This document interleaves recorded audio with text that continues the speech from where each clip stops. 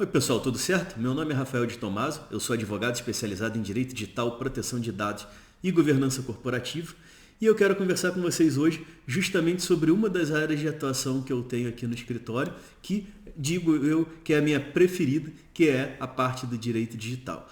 Um ramo relativamente novo do direito, eu particularmente quando fiz faculdade não tive nem disciplinas e nem menção ao tema durante o tempo que cursei o curso de direito, né? Mas uma área que adoro, que tive que desbravar aí, pegar a pouca literatura disponível que existia, ver, enfim, buscar cursos, buscar conhecimento das formas que tínhamos naquele momento, né? E estou muito feliz de ver que é uma área que vem ganhando espaço, não só nas cadeiras acadêmicas, mas também no mercado, né? Uma área que deixou de ser uma promessa e já passou uma realidade para quem quer atuar no direito. Bom, e quero começar contando um pouco de como eu vim parar aqui.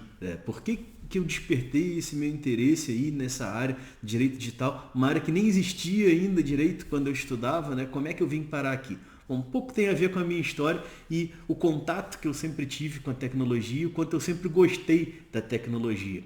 Esse aí foi meu primeiro videogame, um Atari, tive quando criança, né? Joguei muito isso daí final de semana com os amigos, com os parentes, a gente se reunia lá sábado e domingo, na época não tinha essa de online, então juntava todo mundo na sala, no sofá e ficava comendo biscoito e tomando refrigerante, jogando videogame, jogando conversa fora. Então, esse foi o Atari. Para quem não conheceu, esse daí era o jogo de boxe do Atari. Vocês podem ver o gráfico perfeito aí, a visão de cima dos lutadores, né? Numa luta emocionante.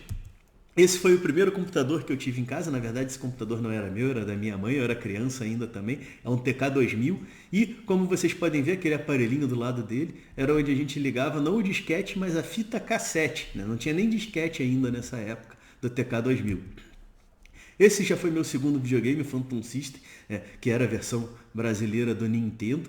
Não do Super Nintendo, né? Do Nintendo, a versão anterior daquele, para quem conheceu o Super Nintendo, 64, depois, enfim, esse daí foi o pai de todos, né? E aí, como vocês podem ver pelo jogo dos Caça-Fantasmas, a gente teve uma evolução tecnológica absurda do Atari para o Phantom System. Olha os gráficos perfeitos ali na imagem da esquerda, uma cidade vista de cima, né, com os prédios ali no detalhe, né? A imagem do meio, as escadarias, as portas, o prédio ali também detalhado. Vocês podem ver que deixava PlayStation 5 no chinelo, né? Brincadeira, né? Na direita ali, os fantasmas assustadores sendo caçados na frente do prédio ali, as calçadas, sei lá, de Nova York, onde que era, isso daí não me lembro onde se passava, mas podemos ver aí a evolução, rápida evolução tecnológica no campo dos jogos eletrônicos, né? E quando a gente terminava o jogo dos Caça-Fantasmas, eu tive esse prazer, a gente recebia essa tela aí de comemoração, né, de parabéns.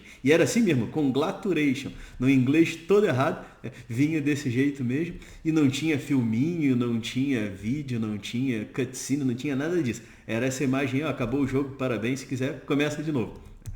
E pude acompanhar também a evolução tecnológica de diversos outros dispositivos, de diversos outros aparelhos. Um deles foi o Walkman, esse aí à esquerda, né, que era onde a gente ouvia música na fita cassete, aquela mesma que eu disse que a gente rodava os computadores na época do TK2000.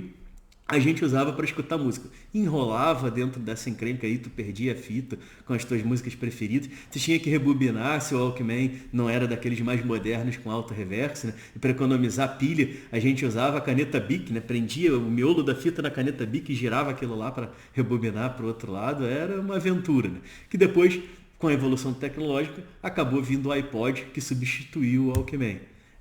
Antes disso, tivemos também o CD player, portátil, enfim. Estou resumindo bastante a história aqui. Câmera fotográfica, muitos de vocês devem ter visto uma, não sabe, talvez não saibam nem como funcionava, né? Mas tu tinha que colocar um rolo de filme dentro dela. Quando terminava o filme, tu levava numa loja para revelar o filme, esperava a revelação. Aí, em algumas lojas mais modernas, pegava até no mesmo dia as fotografias reveladas, e aí sim tu ia saber como se a foto tinha ficado boa ou não. Então não tinha aquele negócio de tirar 12 fotos da mesma fatia de bolo para botar no Instagram. Tu tirava uma foto da festa inteira e juntava, porque tinha que pagar para comprar o filme, tinha que pagar para revelar o filme, e não sabia se aquela encrenca ia ficar boa. Depois, com a evolução, veio a máquina digital depois com a própria tela, que tu conseguia na hora ver do que tu estava tirando a foto e como a foto tinha ficado, né? E acabou, obviamente, com a existência do filme. Ainda tem aí pessoal mais raiz, os fotógrafos mais robistas, que ainda tem aí as máquinas com filme. Muitos revelam o filme em casa. Eu, quando fiz publicidade, que foi minha primeira faculdade, a gente teve aula de fotografia, a gente aprendia a revelar o filme em preto e branco, né? Tinha um laboratório de fotografia na faculdade, onde a gente revelava preto e branco, porque o processo de revelação colorida era um pouco mais complexo, né? Mas tinha essa disciplina lá de fotografia com a revelação do filme. A carta, né, que vocês ainda recebem eventualmente, eu pelo menos recebo notificação da Receita Federal, citação, notificação de processo judicial, recebe um monte de cartinha da empresa telefônica dizendo que está aumentando a tua internet, na verdade aumenta o preço, não aumenta a internet, enfim. Ainda se recebe bastante carta, dificilmente se recebe uma carta de amor, se recebe uma carta da família, um cartão de Natal, como acontecia antigamente, mas ainda há quem mande, né? E foi substituído, como vocês já bem sabem, pelo e-mail. Esse à esquerda é um aparelho telefônico antigo, né, que a gente usava para discar, aquele negócio redondo ali no miolo. Tu virava ele até o fim no número que tu queria, depois tinha que esperar ele voltar todo, tinha que ligar para alguém que tinha muito 90, levava quase um minuto, mais de um minuto discando para o sujeito, né? Isso se completasse a ligação, se desse tudo certo, né? Depois foi substituído, foi evoluindo, né? Passamos a ter aparelhos mais sem fio, aparelhos digitais de telefone, até que passamos para o telefone celular, né? Os tijolões no começo, que depois foram diminuindo e ganhando mais recursos. Esse aí à esquerda era o guia 4 rodas, era um guia de estradas que a gente comprava na banca de jornal, deixava no porta-luvas do carro para poder viajar, que tinha mapas das estradas do país inteiro, e obviamente isso ia ficando desatualizado, a cada 2, 3 anos tinha que comprar um novo, era caro para burro, né? Foi substituído depois pelo GPS, que também foi evoluindo, enfim, passamos daquele GPS que tu tinha que ir na loja para atualizar, para os GPS depois que foram se tornando mais modernos, que você mesmo podia já até conectar na internet, né? Então tivemos uma evolução também nesse campo. O telegrama, que depois virou o beeper, o pager, que era esse aparelhinho, tem um aparelho desses até hoje, não funciona obviamente. Isso daí funcionava assim, tu ligava numa central telefônica, tu ditava a mensagem e o cara recebia nesse aparelhinho aí como se fosse um SMS a mensagem. A versão anterior dele, tu nem recebia a mensagem, tu recebia um bip, um aviso de que tinha uma mensagem e tu tinha que ligar de volta na central telefônica para eles te dizerem, fulano te ligou e te deixou tal mensagem. Então, era assim que funcionava nessa época. Hoje em dia, enfim, isso foi substituído pelo SMS e diversas outras aplicações que foram surgindo depois. E todas elas dentro desse tal do smartphone, né, que além de tudo isso que eu falei, de uma forma muito mais compacta, muito mais funcional, muito mais barata, tem mais trocentas outras coisas aí dentro. Então, dentro de um telefone hoje, eu tenho não só a câmera fotográfica, mas eu tenho uma câmera de vídeo, que eu não preciso de filme, não preciso de fita, eu vou e já gravo direto aí, já mando para a nuvem, seja lá onde fica essa nuvem, né? Eu tenho agenda, eu tenho despertador, eu tenho rádio, eu tenho TV dentro disso daí, tenho meu e-mail ali para receber milhares de cartas por dia em formato eletrônico, tenho uma biblioteca dentro desse negócio, tenho a carteira, tenho, enfim, uma videoteca, tudo que pode imaginar quase, eu tenho acesso dentro desse aparelhinho, né? Que acabou concentrando tudo e que hoje em dia tu não vê uma pessoa na rua quase sem uma maldição dessa no bolso. A gente já está quase escravo desse aparelho aí. Eu duvido que alguém de vocês não tenha hoje pelo menos umas 3, 4 vezes pego essa desgraça na mão aí para ver os e-mails, ver as mensagens, né? E vários provavelmente acordaram com o despertador tocando nisso daí.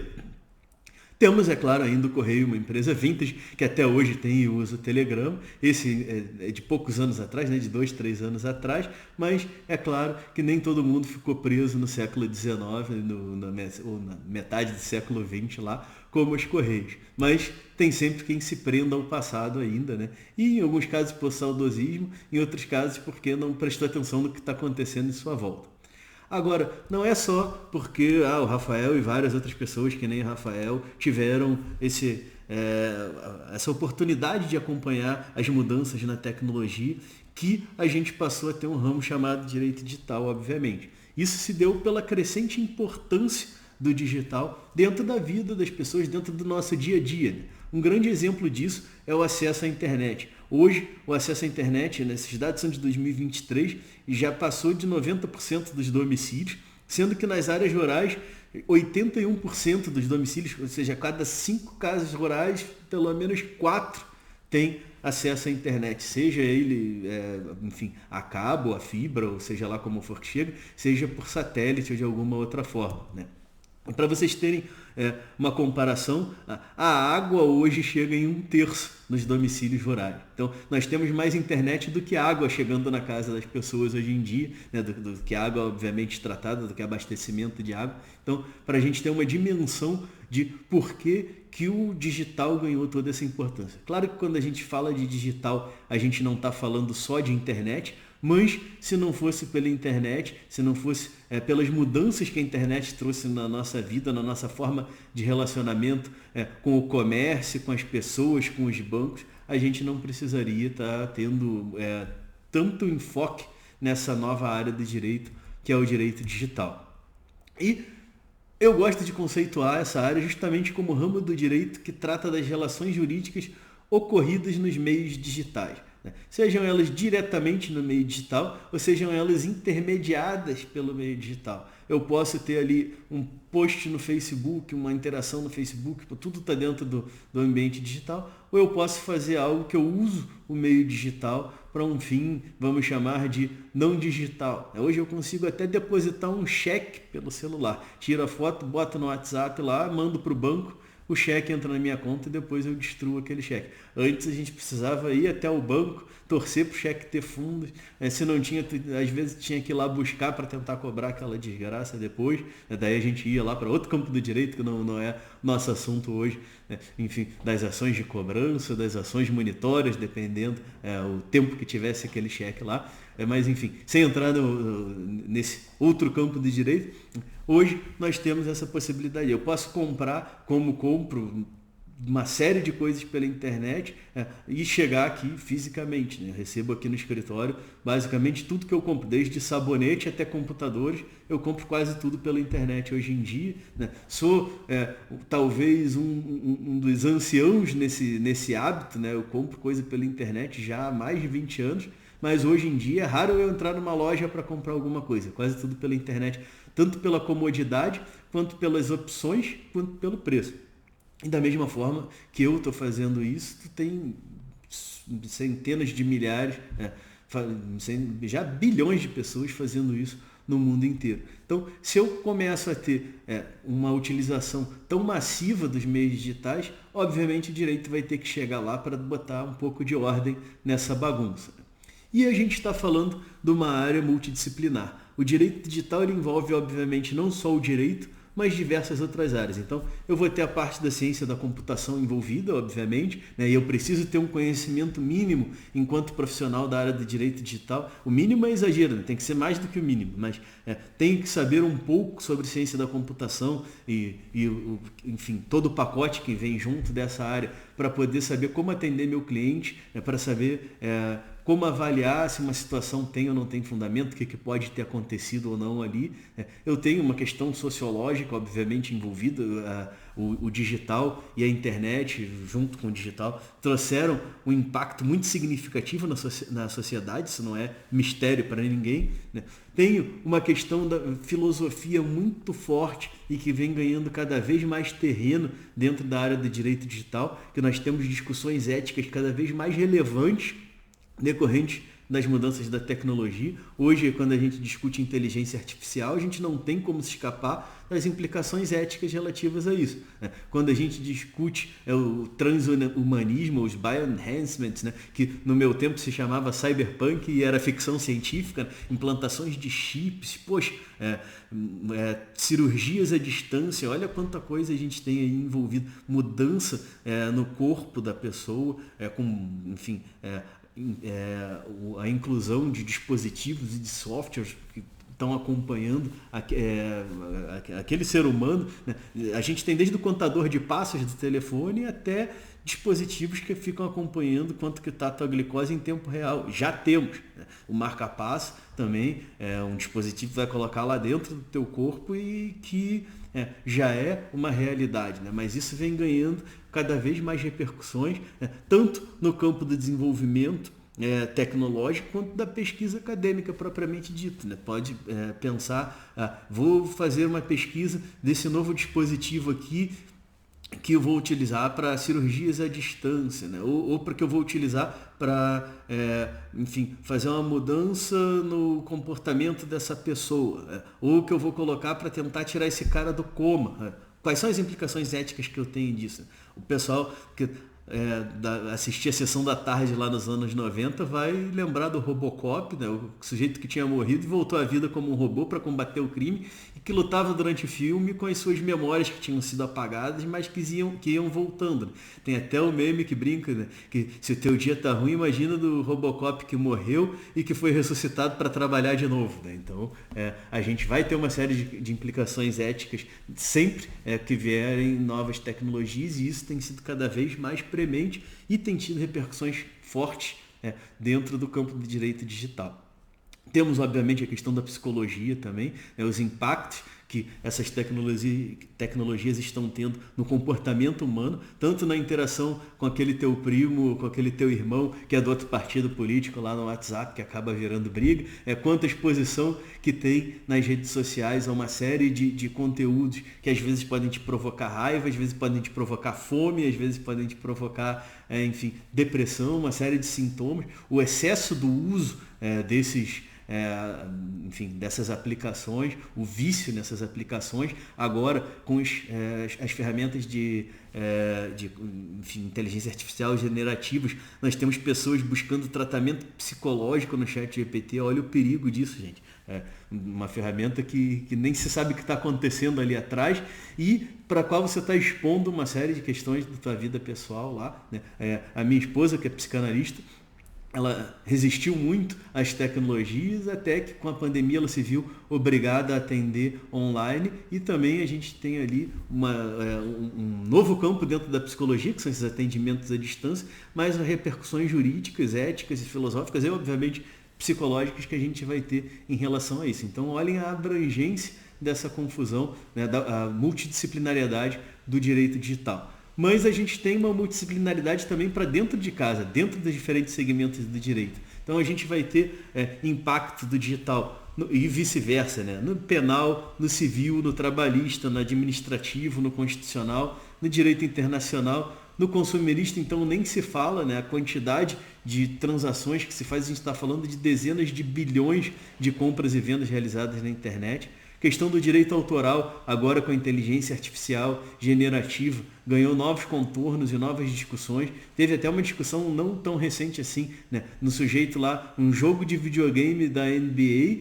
que tinha discussão sobre o direito autoral das tatuagens do jogador que aparecia no jogo lá de videogame. Então, o tatuador estava querendo receber royalties sobre o direito autoral da tatuagem porque ela estava no jogo de videogame.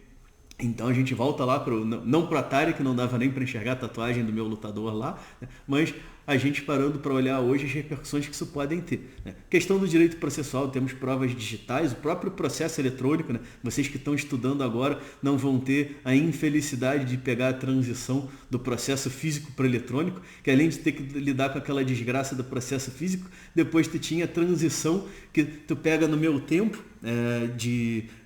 começo do meu próprio escritório, meu primeiro escritório, eu tinha ainda essa transição, então tu protocolava físico em primeiro grau, aí depois tinha um recurso para fazer no TJ do Rio Grande do Sul, já era eletrônico. Daí tu tinha que digitalizar todo o processo, né, para protocolar, aí depois quando vinha a decisão, tu tinha que imprimir a decisão e juntar no processo físico em primeiro grau. Então, pense a confusão que era o negócio, né? E hoje, 99% das ações judiciais já tramitam dentro do ambiente eletrônico, né? E no tributário, então, é aquela confusão. O tributário sempre é uma confusão, se a gente vem para o digital é ainda mais. Então, se eu faço uma compra no e-commerce, onde que eu tenho que tributar isso? No local que está o contribuinte, no local que o cara que está à venda, no local de onde sai a mercadoria, todos esses locais, né? Se eu assino um software por assinatura, isso daí é uma importação, não é uma importação?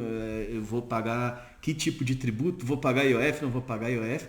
O IOF que agora, infelizmente, aumentou aí essa semana, foi anunciado o aumento do IOF essa semana, então é mais tributo chegando aí pra gente, e aí vem essa emoção toda, né, de como que eu tributo isso, quanto que eu tributo isso. Então, vocês vejam que não tem área do direito que não vá nem afetar e ser afetada pelo direito digital. Dentro do penal, vou trazer aqui 2 exemplos, tem inúmeros exemplos, né? Um famoso, principalmente pessoal que acompanha há mais tempo, é a Lei Carolina Dickmann. Carolina Dickmann, muitos de vocês devem saber, é uma atriz que teve fotos íntimas vazadas quando mandou um computador para o concerto. Isso daí deu uma repercussão nacional, obviamente, porque era muito conhecido, e veio dar origem a Lei dos Crimes Informáticos, né, que fez uma alteração no Código Penal, incluindo ali o crime de invadir dispositivo informático alheio e, vejam, conectado ou não à rede de computadores mediante violação indevida de mecanismo de segurança, blá, blá, blá. Então, a internet, ela está aí presente, mas mesmo onde eu não tenho internet, eu tenho direito digital presente, se há essa questão do digital lá. Um CD pirata, se é que ainda existe CD pirata, mas deve existir, a gente está falando de um dispositivo não conectado à internet, obviamente, que vai atrair o direito digital. E temos uma mudança mais recente no Código Penal, se eu não me engano é desse ano essa daí, que no que trata do dano emocional à mulher, traz agora um parágrafo único que aumenta a pena se o crime for cometido mediante o uso de inteligência artificial ou qualquer outro recurso tecnológico que altere a imagem ou o som da vítima. Os famosos deepfakes ou deep porn, por exemplo, estão incluídos aí. Aquelas ferramentas que você usa para, botar a cara de uma pessoa num vídeo de outra, ou para mudar a voz, para fazer a pessoa dizer coisas que ela não disse. Hoje em dia tem ferramentas cada vez mais sofisticadas e mais acessíveis para que esse tipo de problema possa ser causado. Dentro da área civil, a gente tem, trocentas implicações que a gente pode trazer ao direito digital. Uma delas do direito de imagem, né? Nós temos questão de contrato, responsabilidade civil. Esse daí é um exemplo de um julgado do Tribunal de Justiça do Goiás, né? Tinha, não sei se ainda tem, uma página na internet chamada Sento a Vara, que fazia brincadeiras com a foto desse sujeito aí, e algumas frases de efeito, né? E eu confesso para vocês que por muito tempo eu achei que ele era o seu Madruga lá do Chaves, até descobrir essa decisão, né, que condenou o responsável pela página a pagar a indenização de R$100 mil por uso indevido de imagem desse sujeito, que era um senhorzinho lá do interior de Goiás, né, se eu não me engano ele tinha 90 e poucos anos na época dessa decisão. Então vejam aí que a gente tem isso, vocês sabem bem que todo dia tem violação de direito de imagem, de direito autoral na internet, né? Nas redes sociais, nos grupos de WhatsApp, um pouco de tudo. Dentro do trabalhista, a gente tem questão do regime de plantão, né? No WhatsApp, e-mail fora do expediente, questão do home office, do teletrabalho, que durante a pandemia agora ganharam ainda mais relevância, questão da fiscalização ou não do e-mail corporativo, que também agora vai ter a gente vai precisar revisitar esse tema pós-LGPD, né, para ver os impactos da LGPD nessa questão. Eu acho que as empresas continuam tendo o direito de fiscalização, sim, não só do e-mail corporativo, mas do uso dos dispositivos informáticos e dos sistemas da empresa, né? Até porque a empresa tem um dever de diligência em relação ao que acontece ali, então, obviamente, ela tem um direito de fiscalização correspondente a essa obrigação que ela tem. Comportamento inadequado em redes sociais com repercussões trabalhistas, já tivemos casos de demissão por justa causa de pessoas que curtiram mensagem, não que postaram, que curtiram mensagem falando mal da empresa onde trabalhava. Questão de violação de regras de segurança da informação, enfim, um dos primeiros casos que eu vi de reversão de uma demissão normal em justa causa durante o processo, né?